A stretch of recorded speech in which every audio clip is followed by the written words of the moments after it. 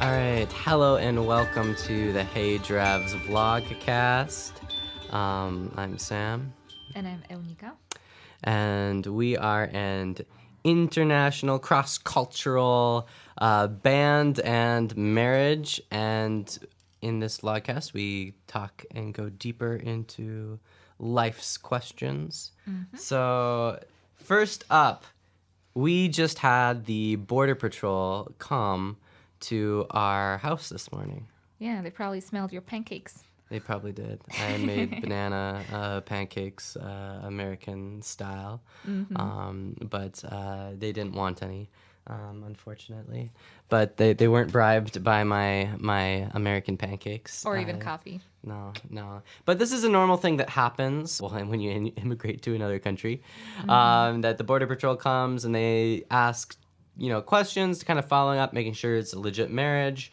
Emnika's from Poland. I'm from America. We're living in Poland. North America, United States to be exact. Yes. Because we have South American friends. We still think about Americas as continents in Poland. I know it's kind of strange, but that's what we do. Yeah, in America, you just think of it as America. Although you still call the USA, the citizens of the United States Americans. Americans, so... Yeah, we just go with it a little bit. Yeah. So here's the question that I have for my wife, because when the Border Patrol came, they all spoke Polish, and they were asking all the questions to her about me and about us. Which we kind of are getting used to, people asking questions to Sam through me. And so my question, lovely wife, is what did they ask us? So I did translate a few of those questions because you had to answer some of them. But they didn't give me much time to really translate and wait for your answers and translate back. So they were asking, well, first thing actually maybe we should say is like the first time they came, we were in the middle of our work. Just, we work at home, we teach people online and also in person. And I was in the middle of my class. Sam was teaching upstairs, and they just knocked on the door, and I was like, I'm really sorry. We're just like in the middle of things. We really can't have you now. And they were a little bit surprised by the refusal, I guess. But they said, okay, we're just going to, put your files away. And I don't know when we're going to be able to come back. But I called the place after I finished work, and I asked, politely if they could maybe come back pretty soon, because otherwise your card of temporary stay in Poland would be, getting to us even later. It's been 1.5 years since we applied.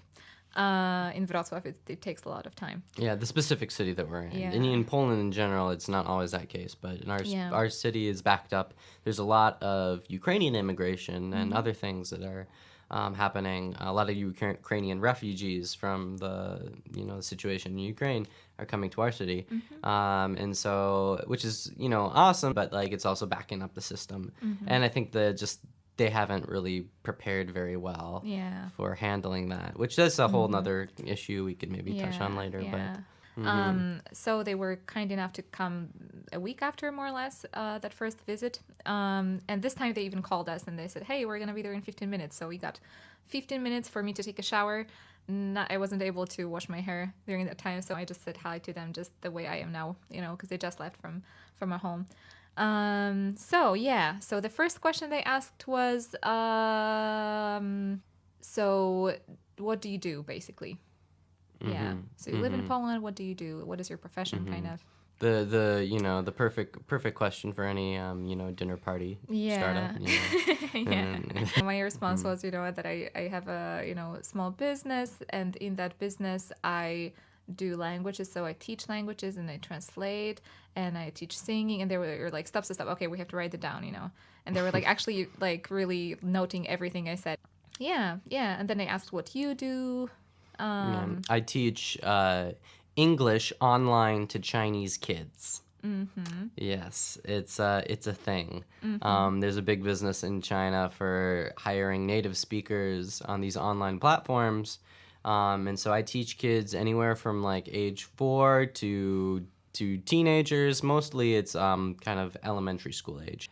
Yeah, so I do that as my day job, which is nice because I don't have to get a work permit or anything specific for that, because it's technically a Chinese company, so it kind of avoids all those problems. Yeah. I just kind of, in that part of the interview, I kind of emphasized that, yeah, we do pay taxes in Poland and everything. And they said that that's, not even their jobs to check that, but yeah. What was the next thing they asked? They did ask how we met. And that's and quite that a story always, too. yeah. And I kind of, at that point, I was like, I wish we had started our vlogcast earlier and we could just tell them, go online and check it out, because we've told that story so many times. Yeah, and we're going to do a vlog on that, or a vlogcast on that for sure in the future. They asked also a very popular question we get a lot. We're going to have to also talk about that sometime. Why do we not live in the States, but rather in Poland? So they basically were asking us all of our, ideas for future vlogs in one Border Patrol meeting. Yeah. What are the cultural differences also they were asking, and just like, what language do we communicate in? Unfortunately, Greek is not our communicating language yet. No, Monika knows Greek fluently. It's kind of funny. They were, in fact, they actually asked when they found out that she spoke Greek fluently. They were asking you. I may get a job from them. Yeah, because they sometimes need a translator for Greek. So yeah, and after they left, they said they would go and ask our neighbors about us, and they also asked us what do you think your neighbors can remember you for? Like, I said, the only person we talked to in our kind of apartment complex was like the priest that lives upstairs, and also maybe the lawyer's office upstairs. They may remember us for locking our bikes at the same spot. That's very true. They also asked the question though, like why specifically we are not like gonna move, or what our they plans were asking were about for the plans for the future. And we had a really good lesson last time when we were applying for your temporary stay in Poland. Yeah, sometimes it's good to just like stick to the subject and not be, I don't know, artistically exhibitionistic, I guess, or something. Because in Nysa, in Opole, last time we said, which is another city in Poland, city like 90 minutes away from here. Yeah. And we applied there because we were living in a different town at the time. And in our interview, we said, well, we're not sure. Maybe we'll stay in Nysa. Maybe we'll move to Wrocław. We're just considering different things. And because of that one sentence of maybe we will move, they already like decided to give us the temporary stay for Sam for the shortest period possible. Yeah, for 1 year instead of 3 years, which usually is the case. So yeah, so that was kind of unfortunate there in that case. And we were just going to maybe move to another city, just like one kind of region away. Yeah, but and that was enough for them. So yeah, but our plan is to stay here in Wrocław, in the city that we live in right now. Yeah. But we were kind of talking about the reasons why, because I think it's still, for some people, it's still kind of maybe a surprising idea that that we're wanting to, or at least for Polish people, I feel it's very surprising. When you talk about wanting to stay in Poland versus America. Why, as a Polish person, why is there that perception? Okay, I think the American cinema, industry did a very good job at presenting the United States as the dreamland, and also I think there is even in the States when I was there, I think most people really thought that this is seriously the best place, like in the universe to live, And not going into any details, but just like, well, I think there are, pros and cons to every place. And also some of those pros and cons are general and some are just more personal. So I think most people just, think about the United States as the place, their favorite characters of TV series and movies come from. Yeah, just that probably. Yeah. And, maybe just historically there were periods of times where really the United States and Canada, for instance, they were really like places of great opportunity for people who would come from Europe. Especially probably in the Cold War era, you would say, maybe, like under the... I would say even earlier. The first, like when there was a lot of land that wasn't yet cultivated, some land was already, being cultivated by the Native Americans, but just like some of the land was still kind of free. and some of the land you kind of unfortunately set free. So like the Homestead so there was a lot of Act just and all basically those. now some north parts of Norway have that too, so you can go and get some free land there. Yeah, so there was that kind of history, and I think still, like, when you talk about recent history, for most of the old, like, you're the first generation in Poland to grow up not under communism. You know, you were born almost like literally, Right like after literally, the fall like of the literally, Berlin Wall. like Yeah. 15 days after you were born, like the USSR broke up, I believe. Like, Okay. so I like, don't know exactly it was how like many on days. Christmas. I think it was on Christmas 1991. Like Okay. we have to look that up, but like So now you know how old I so am. like it was like literally right around that time that all that was happening.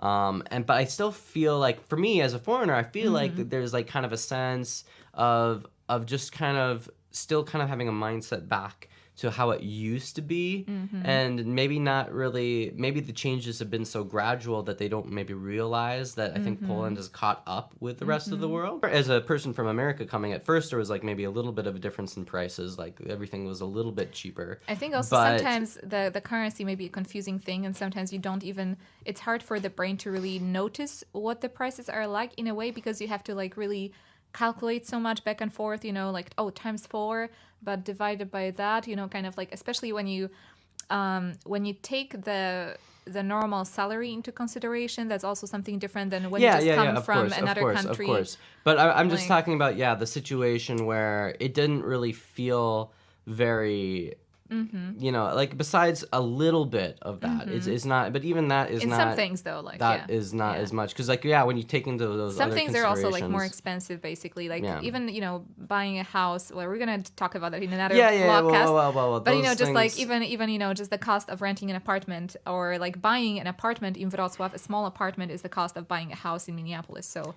exactly, like, without taking the salary into consideration. So Yes. So, I mean, there are those specific kind of anomalies, but in a broad sense, the cost of living is a little cheaper here. But it doesn't, like, affect, I feel like, just, like, as far as, like, Poland is a very modern country. I think there's maybe a mentality of the older generation hasn't really maybe believed that. I don't know. How do you feel? Like, how do you feel that you're... Maybe the generation gap between you and the older generation. I think we would have to interview someone from another Maybe generation we'll have to see have that in the future. We have to invite my mom or something. Well, I think, you know, just there is a tendency to think, you know, the older times were better, simply. And so, Nostalgia. like, there is a lot of just, you know, there are many people who actually think, even though the communist times were really difficult, in practical terms, well, they were good for some people, but, you know, like, even if somebody had some difficulties during that time, they still may feel like it was better because they were younger. They, you know, many things were kind of better personally for them in some ways, you know. But so there is this tendency to really complain also in Poland. That's the national quality of character. We like to complain. So, you know, we don't even realize things are getting better because in our minds, things are getting only worse, you know. I don't know. I think that's maybe a part of that. There's kind of a stereotype that Polish people love to kind of complain about, you know, themselves or about their country, about their life, but then they get really defensive if someone's describing, you know, comparing. Only I can say that. Yeah. Sam can say that. Yeah. Yeah. Are we going back to the subject of the border patrol, or? I guess. Well. I mean, we're taking Those were different the main questions. They tangents. asked. I mean, we Yeah. covered most of, like, all the questions that they asked us, and so that can be something just to be aware of if you're in a similar situation as an immigrant. Yeah, just be prepared. And yeah, and it's, you know, sometimes also I think the reason we want to talk about what exactly it looks like when you're a foreigner married to someone from a country you're trying to maybe immigrate to. There is a lot of misconceptions around it, and you know, some people, even in Poland, people are really unaware of what the process is like. Really, you don't have to have any criminal history for police to visit you, and for you know, the border control. Yeah, and you don't. It's not like you Yeah. marry someone from another country and you get, like, citizenship Yeah. or a green card Yeah. or, you know, a visa right away. Yeah. Like there's a process, and then sometimes Yeah. that process is actually quite complicated at times. Actually, most of the time, I think, for most countries, really. And it takes a while. You know, even for Poland, sometimes people think, well, who would want to live here? Well, Polish people, that's what we say. So, like, you know, so we think that, well, it has to be super simple because, like, you know, we should be happy that anybody wants to live here, but it's not that easy, and it's you know, time consuming, and it's also expensive. Just, you know, the fees you have to pay for even applying and different things like that. And also, like, I sometimes get asked if I got the American citizenship, you know, because I'm married to you now, and it's like, no, that's so far from the truth. I don't, you know, I'm just a tourist there, basically.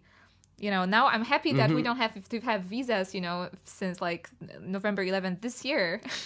We don't have to have a visa to go visit the United States. Yeah, because otherwise I would have to apply for another, you know, just visa, tourist visa to go visit his family. Poland was the only country we were in the the last EU. country. They were the only country in the EU, I believe, or one of the only countries to need a visa to enter the U.S., even though they're a close ally of us. And so for a long time, that's kind of been pointed out. And now, finally, that the Poland is allowed to come without a visa.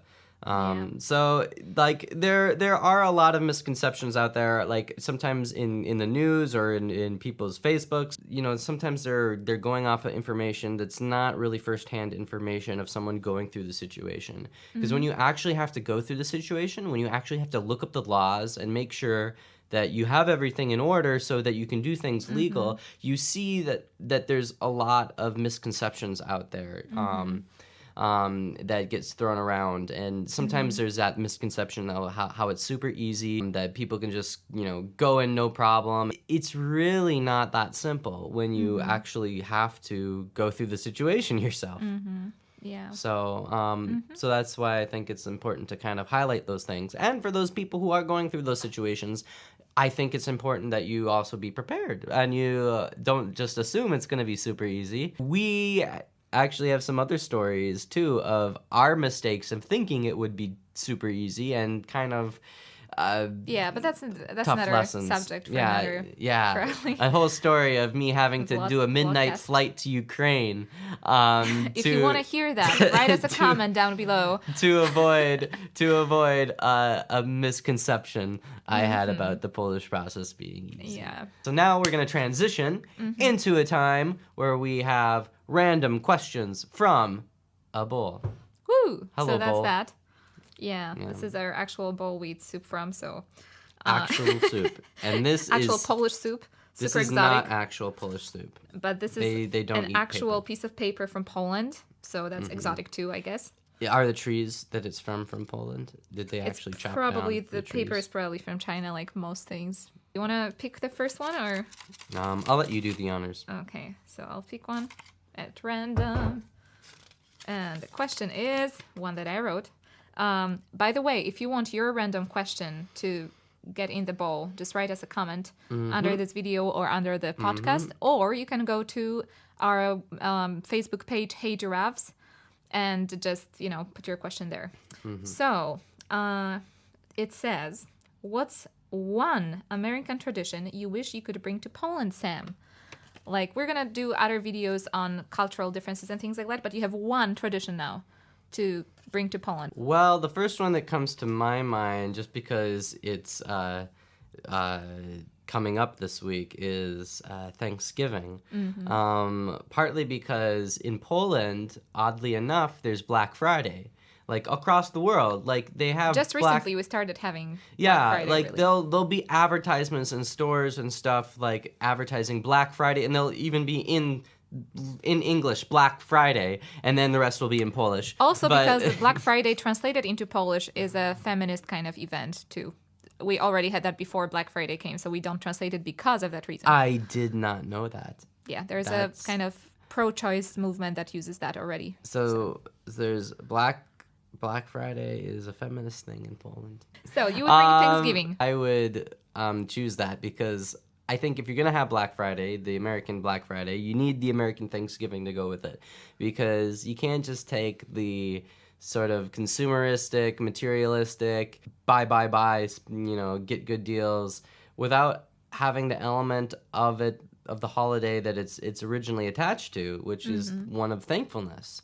And it's kind of sad for me to see that the half of the holiday that gets exported out to other cultures is the, consumeristic one, versus the one that's of, kind of having time of thankfulness and with family and just this kind of reflection of the past year and just all those things that kind of come with the holiday. It's one of those things in America where it is like up there with Christmas as far as like, you have the biggest feast day, the biggest travel day of people traveling to see their families on that day. It's like I'm missing a very important holiday here. We're trying to, as a family, keep that tradition. Do you want to have one more question from the random question bowl? Okay.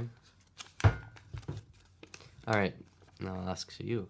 What is an embarrassing childhood memory of yours? No. When does childhood end? When is the cutoff? It can be subjective. You would have to really ask my mom probably for this one. Should I give a childhood embarrassing You memory? can have one, and then I'm gonna think about mine. Okay. Oh, I have one already. Okay, you have one already? But you can go with it first. So, on my childhood soccer team or football team, depending on what you want to use for that sport. Depending on whether or not you want to actually refer to what the game is about. Yeah, okay. So, I remember being on this traveling league. I was maybe about like 11 or 12 or so, and which was it was a more competitive league, so I was really excited about that, and I was even keeping track of like the stats for our team and everything like that, and really getting into it. And then I had a situation where I scored my first goal on this team, and I got so like excited that I started tackling my teammates. I like tackled my best friend, and I remember the ref coming up to me and saying, "No, if you do that again, that's not." It's that's not this good. kind of football. You don't tackle people. You can get a penalty for that or something if you do that again or something like that or something. And I was just like really embarrassed then afterwards, like because it was like, oh man. So for me, the embarrassing memory that came to my mind was when I was like maybe I would say maybe 9 years old, and we were still living in a town in Poland in the mountains. That was a Monday morning, and the day before we would go to church, and in our church people were in a really close kind of community and really in close relationships with each other. And because the Bible says that we are kind of brothers and sisters when we are in Christ, so my mom and my dad would actually address other people in the church as brother and sister. So logically, the kids would call the people in the church aunt and uncle. We would say auntie, I don't know, Lucy, and we would just address everybody like that as kids. And then I remember we spent a day with people from the church, and then I went to school, and it was like a really early class, like 7 a.m. or something, because usually we start school at 8 a.m. in Poland. But sometimes there's like a 7:15 or like 7:10 really early class. And I went there, and we had just like a technical something class, and the teacher was a lady, and I had a question about something, and I raised my hand, and I was so sleepy and so like still like, we call it like yesterdays, that I just like started addressing her with like, auntie, how do you do this and that? And she's like, what? And I just remember all the kids going like, what? Are you related, really? And I was like, no, sorry, I just meant like Mrs., yeah. That was the most kind of awkward thing I did at school, probably. Really? Wow. Yeah. So if you want to have your questions be answered here, whether they're kind of more silly or more serious, feel free to comment below. Yeah. Stay tuned to further episodes of Hey Giraffes. We have a lot of cultural topics we can go into, but other life topics as well. Feel free to like us on Facebook, Hey Giraffes. Go to our website, heygiraffes.com, to see our lyrics and other things there. And comment with your questions. And subscribe to our channel. Yeah, ring the bell if you want further notifications. And we'll be trying to upload every week now. Well, signing off. I'm Sam. And Eunika. I'm accenting my name like you do now. Okay, so my name in Polish is Eunika. Eunika, but Sam called me Eunika so many times that I'm just like confused now in my mind. The kind of the American stresses my. kind of get ingrained in me. Words. Yeah. But anyway, we hope to see you in a week or so. Bye.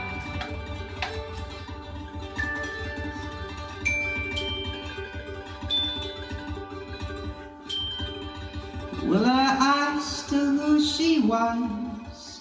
I meant to name the normal stuff, but she said, what's my identity?